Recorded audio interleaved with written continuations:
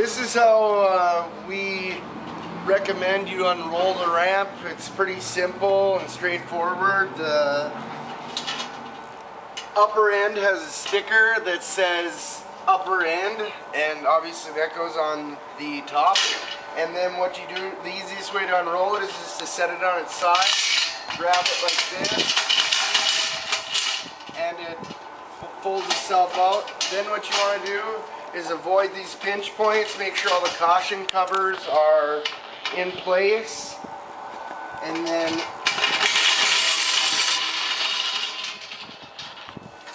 gently over like that, and put it in place. And when you put it in place, make sure to have one section plus the approach plate on the surface that you're going up to, so you don't rest all the weight on these approach plates. And that's it.